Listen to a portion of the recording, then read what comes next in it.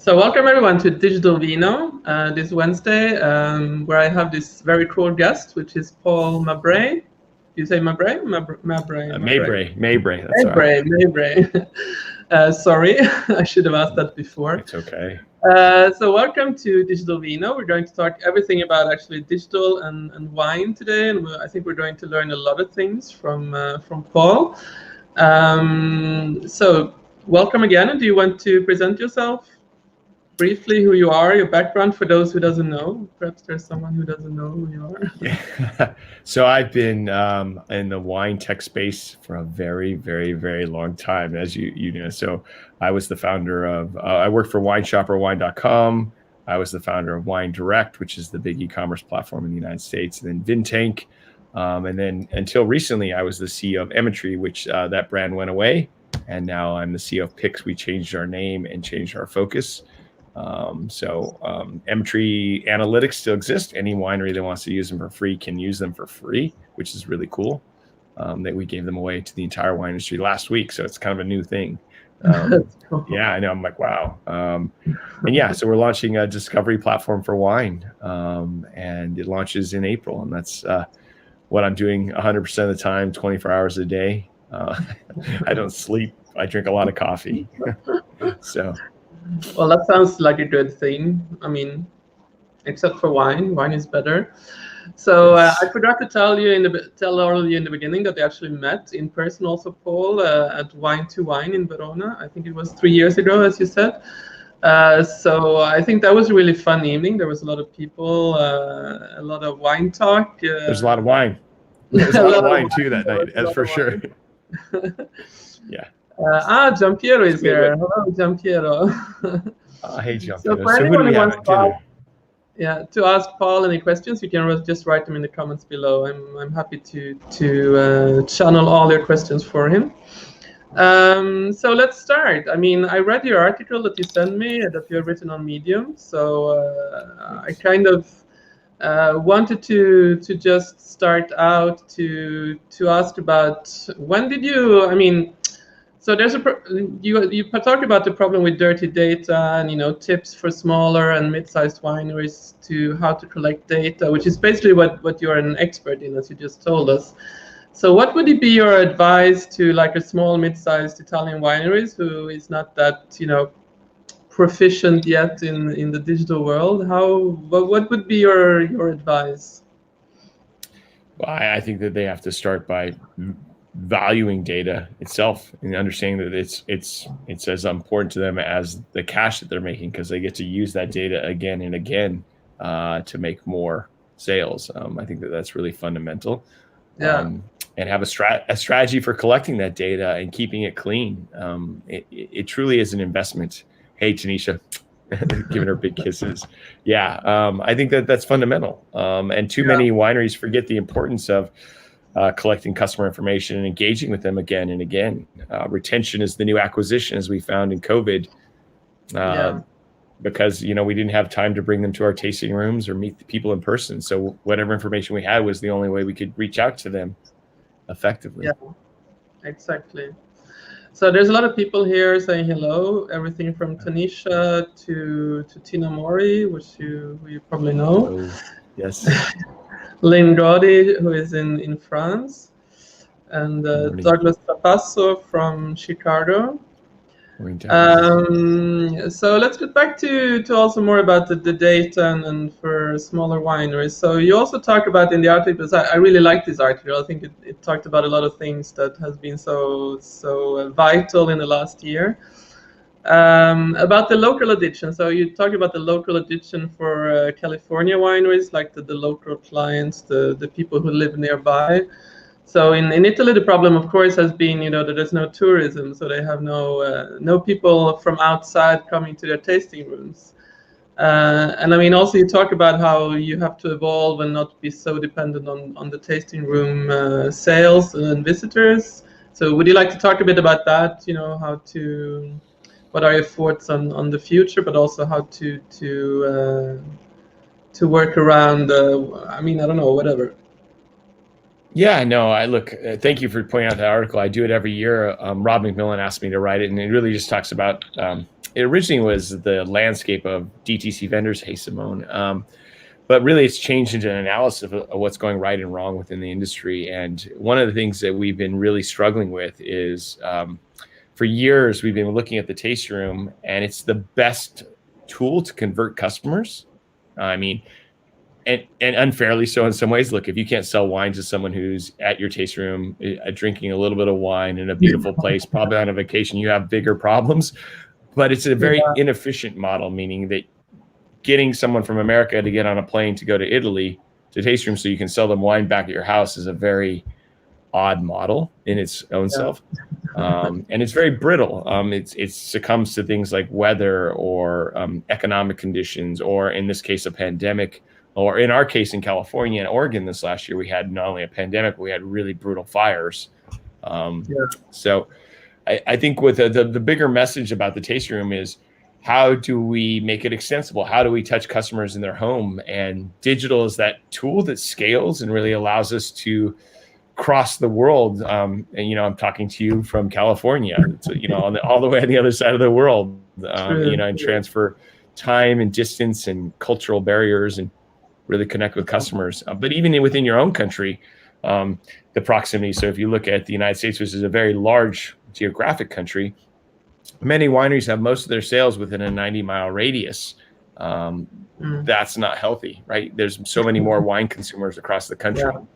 So, I mean, in this sense, I guess we talk about everything from building a funnel to really studying your data, so you know where your customers are, and also like warm leads, I guess, versus cold leads. And I mean, these things can seem very kind of, as I said before, a bit foreign for a winery who isn't that proficient.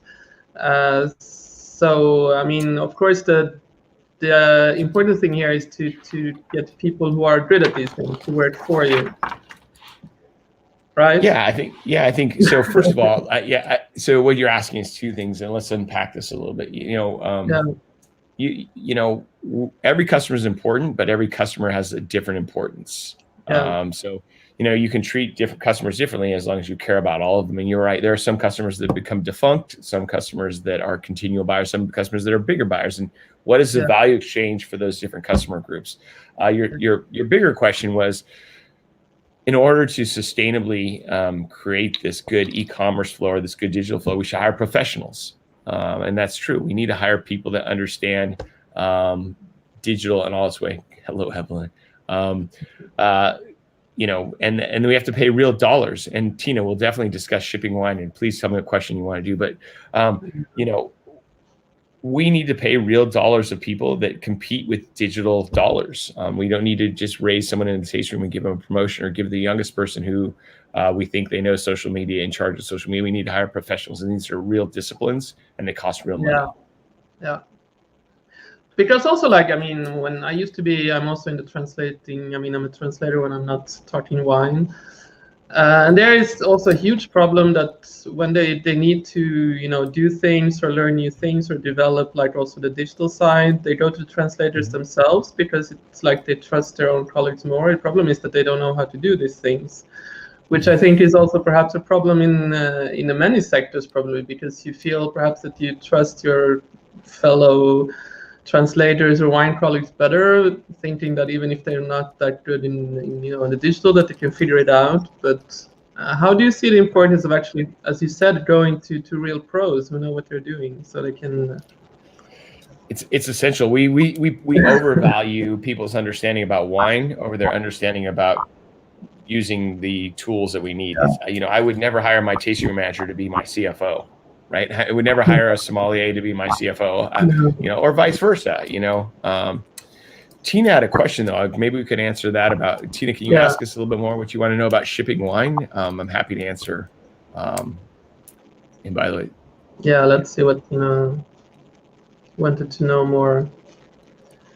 So if anybody else has more questions about this, also just feel free to ask. Shipping wine, as we start this conversation, is one of the more challenging problems in the wine industry, and for a couple of reasons. Let's ignore the regulatory and the age parts of it, right? Where there's different shipping laws and You have to be over 21 and you have to sign for and receive that. Let's ignore that for 1 second, because those are obviously problems. The economics of shipping are very challenging, right? So buying 2 wines from 2 different wineries, that first bottle is the most expensive bottle, and getting those bottles into the same package is really hard and challenging. We should be able to do a better job, but I mean, it carries a lot of, environmental things. Is it expensive to do because of heat? We have to protect it from the heat. We have to protect it from the cold. We have to protect it from breaking. We have to make sure that it goes to someone over 21. Shipping has matched the need. I mean, look, the wine industry was the last industry to be really conquered by the internet and by digital. I say the last, and I'm being a bit hyperbolic, but it's in the last few categories. But because of COVID, there's nothing good that came from COVID at all, except for the fact that the wine industry is awake. Not just retailers, not just wineries, but consumers to buying wine online. That genie is out of the bottle. You can't put it back in. And if you want any more proof that the need has matched it, is yesterday Drizzly sold to Uber for $1.1 billion. Today, Vino announced its Series D round for $155 million. The wine industry is alive and well on the internet, and it's not stopping now. Now that it's awake, now that Pandora's box is open, it's just going to continue. And I really, really believe that this is the beginning of the golden age of wine. No, I agree. I think, as you also said in the article, I think like if there is something positive coming out of the COVID, I think this is it, no?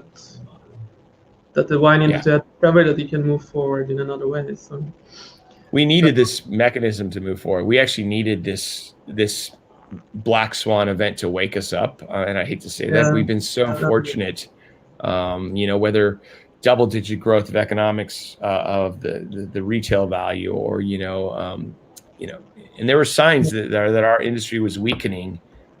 This is unfortunately the splash of cold water that we all are now actually probably grateful for as we lean into it. And it's going to be a little bumpy.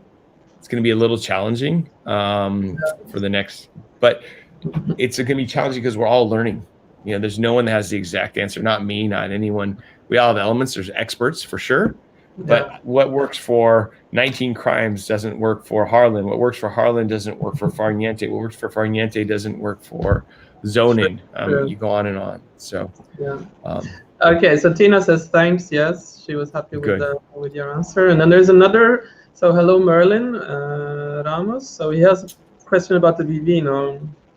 Yeah, look, so caveat or disclaimer, Heine and I are friends. Heine's a great partner. Heine's doing a great job. Heine has a very different vision for the internet than I do. He really wants to be the Amazon for wine. I think that Vivino has had a positive influence on the wine industry in many ways. I think it's, helping people connect with wines at point of purchase. It's definitely become a mainstream app. There really is, if you look at the consumer apps, it's Vivino and nobody else. That's why I'm launching Picks, so that I can be Vivino Picks and nobody else. And that's why Heine and I are partners and friends. He's the Amazon, I'm the Google. There's a place for both of us. So I'm excited about his success, and his success means my success. So I don't always agree with some of the things that they do or the way that they view the world, but that doesn't mean they're not adding incredible value for consumers and helping them make good choices of wine. And that's, at its essence, the most important part. So what do you think are the main differences between US and the European market in this sense of how to conquering the digital side? Well, look, all old world countries, and I say that I would almost say it's not just the US and the UK, it's New World versus Old World. I think that's a big difference. I mean, Chile, Argentina, New Zealand, Australia behave much more like South Africa behave much more like the United States. I think that we've always had a foot in tradition in the old world. It's always been built around tradition, resistance to change, and breaking that inertia has been really challenging. I think it's really, philosophically, they haven't leaned into the online digital space in the old world as much as they have in the new world. But even in the new world, we've been pretty rudimentary. It's been an afterthought more than it's been a forefront until COVID. Yeah. So yeah. So Douglas asks, why is it so hard to find accurate purchase, consumption, demographic data for wine? Yeah. That's a great question, and the reason for that is it's balkanized across different states, across different platforms, across different retailers, across different wineries. There's no centralized mechanism to do that. Also, it is one of the rare industries that's what's called a super long tail. So there's the fat head, those like blockbuster hits, so 19 crimes. The supermarkets measure that really well. That's what IRI, Nielsen data is. But that long tail doesn't go through those traditional challenges. So it's empty and it's broken. And it's oftentimes sold through small SMBs that don't aggregate that data back to the central thing. So restaurants and little tiny retailers. And that's why it's a big black hole around understanding that.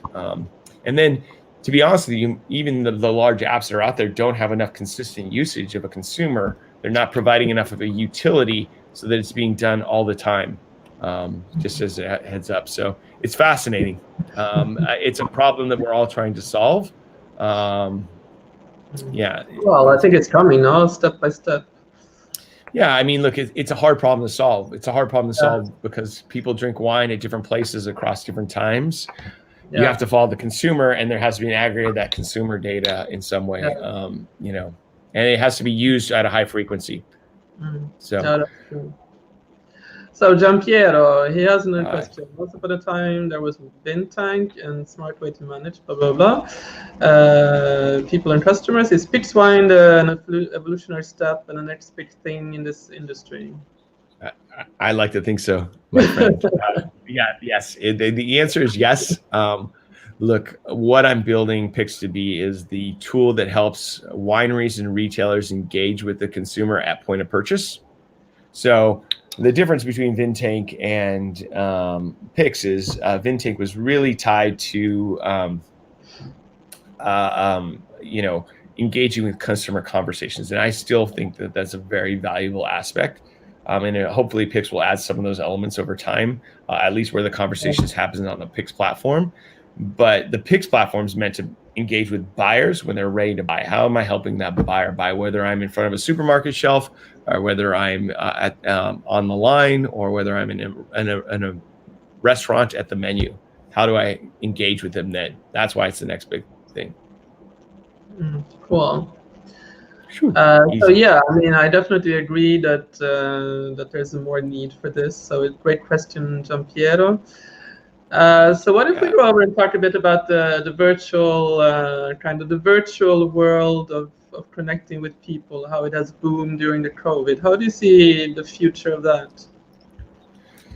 Well, look, everyone realizes that virtual is the way to touch customers across space, time, geography, culture, language. I think that those are really important components.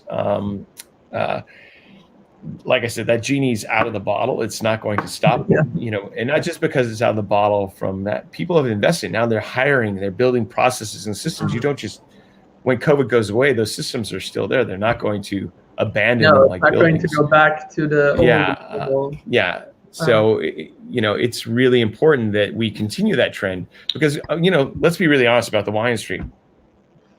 We're at a crossroads. We're declining. We're fighting other categories, whether that's cannabis or spirits, whether that's beer or kombucha. We haven't done a great job to be a big tent and welcome people in. We've become smaller and smaller. We need tools like this to open our customer footprint out there and add to that. For sure. So there's more great questions here. Going back to PIX, so will it go global straight away or out to Europe and UK later?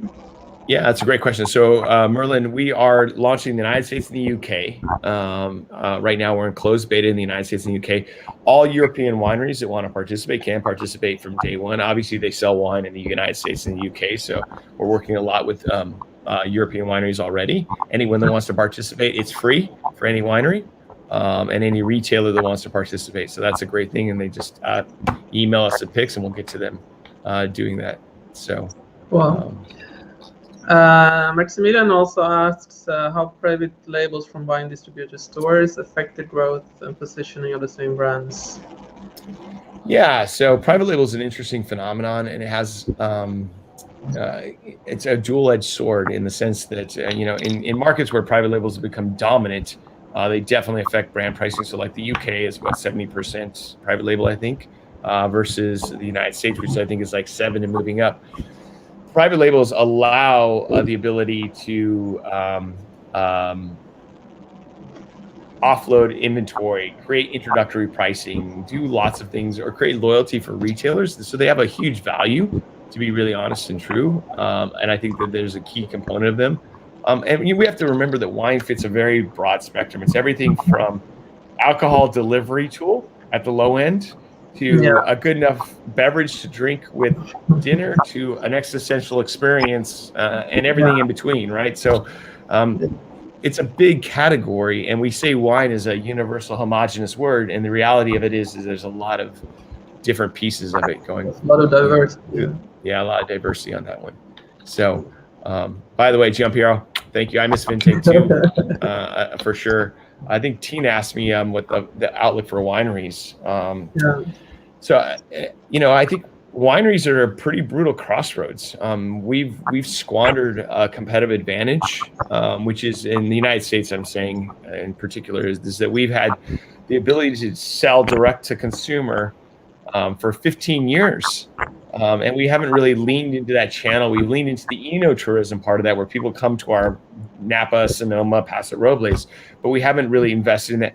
The problem in the United States as it relates to wineries is that retailers are going to get that same ability to ship across state lines, and they have all the competitive advantages. They have price, they have selection, they have infrastructure, they have people dedicated to that. So we have a short amount of time to really nail that. And if you've seen my wine to wine speeches from years ago, I've been talking about this. We need to really be like a digitally native vertical brand. We need to be like Warby Parker. We need to be like Allbirds shoes. We need to create a reason for people to come by to us when they're in Boston or in Florida or in the UK. I agree. Really important.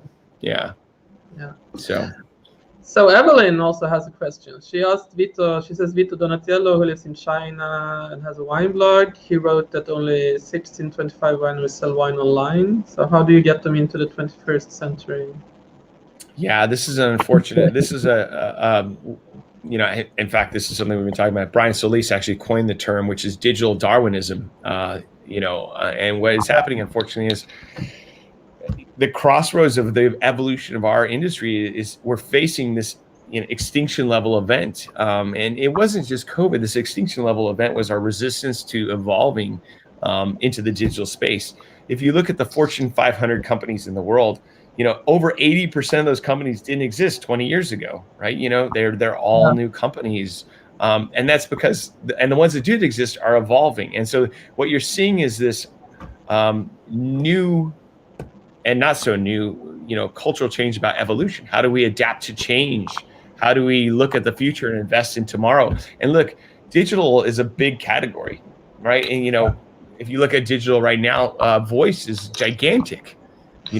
How many wineries are even ready for talking to Alexa or Siri and helping out with that process and understanding how to make it? So your question, Evelyn, is really challenging. And I hope it's more people like myself standing on stage and showing the way and demonstrating that. And I hope it's more tools like Heine from Vino, like ourselves, like Drizzly. I mean, all of these contribute to the ability to do that. Now, each of them contribute in their own way. And some of them will take good advantage of the market and earn more for themselves, and the wineries will earn less, just like wholesalers, just like importers. Others will be good market contributors who help the wineries be more sustainable. We need a lot of that to have it. So no, for sure. Thank you, Evelyn. She also has a Facebook group, Find Buzz Wine, if you want to join that. Yeah, it's a good group. It's a good group. Yeah, so let's see if there was any more. I think there was no more questions right now.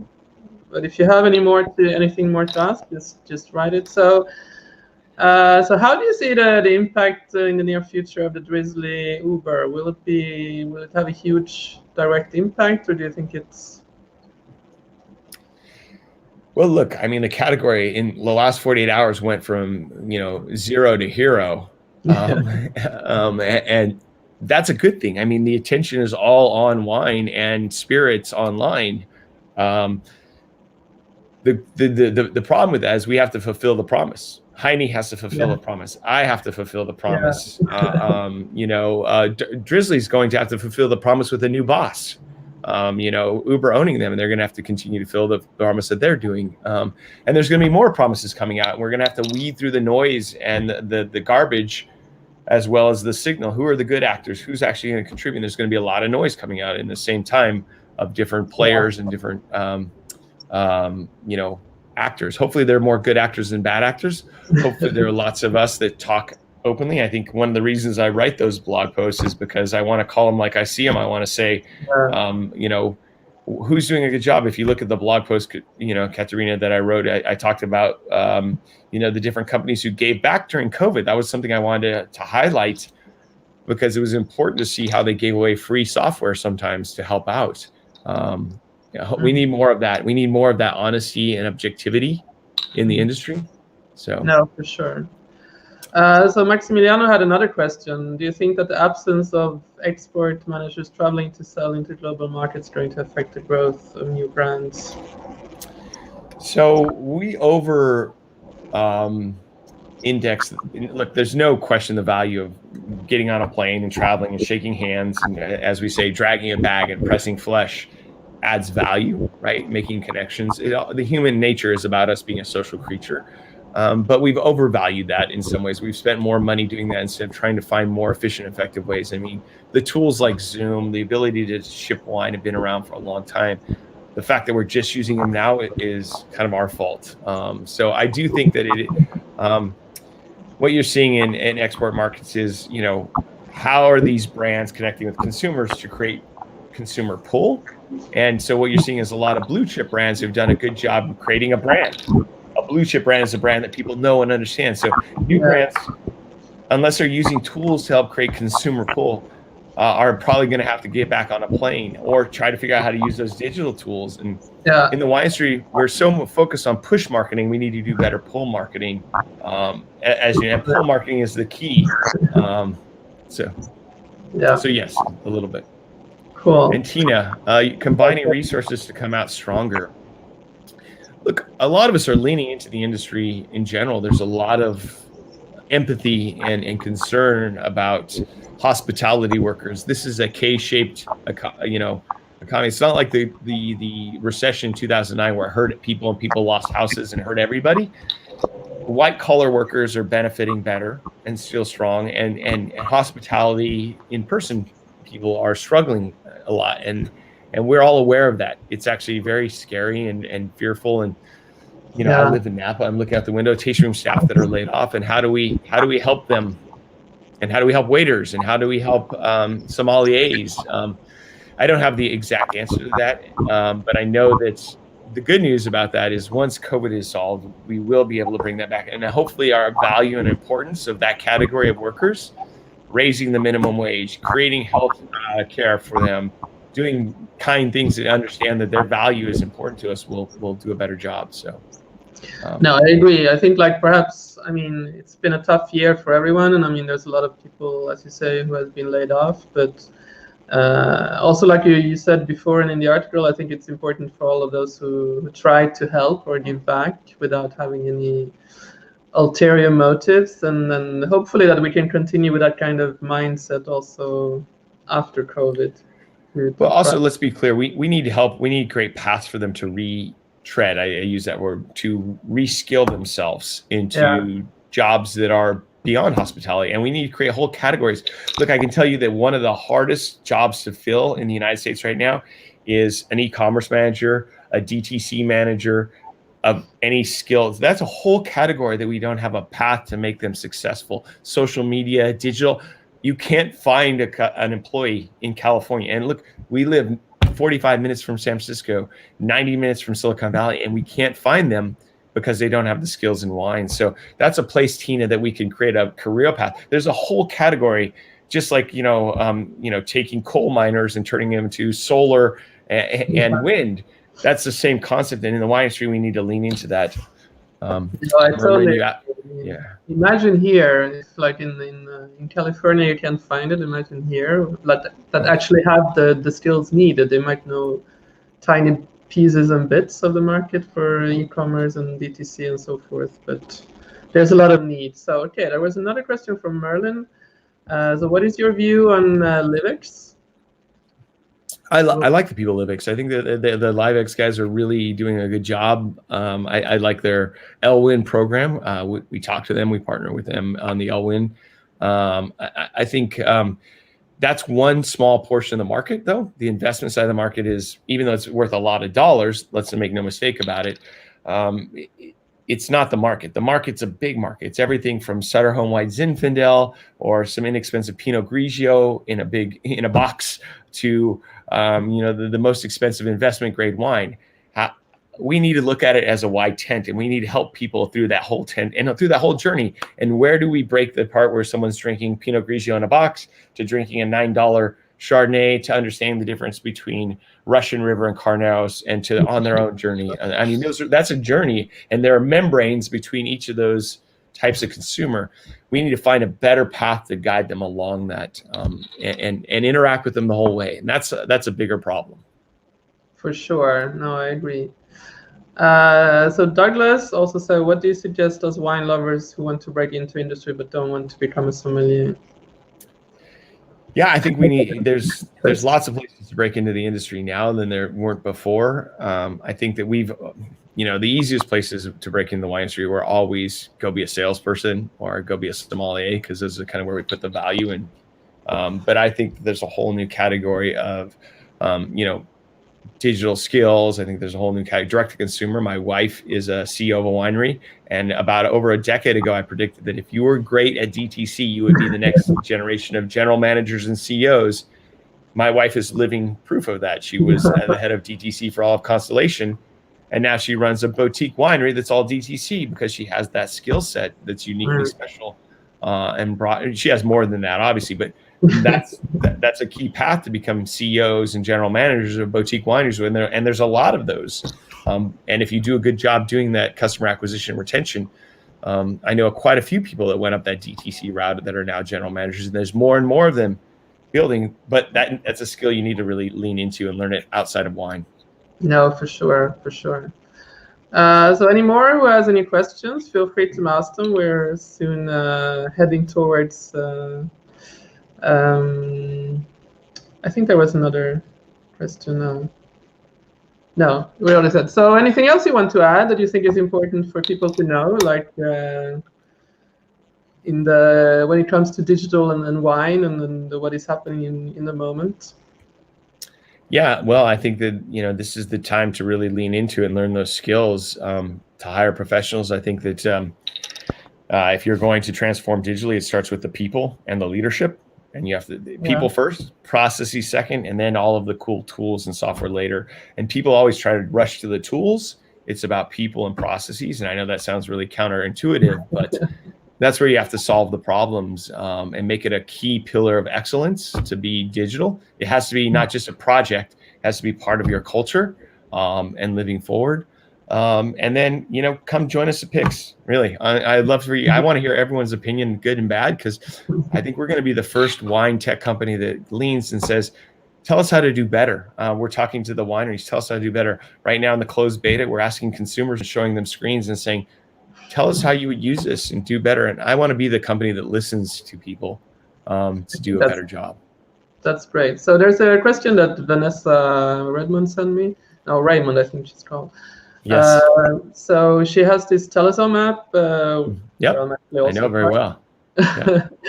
So she asked, what are your predictions for the 2022 for wine? She's already in 2022. So yeah, she's doing her Jeff Bezos on me. Yeah, Jeff Bezos doesn't plan for next year. He plans for a decade ahead. I was waiting for her to say 2032 is what I was waiting for her to say.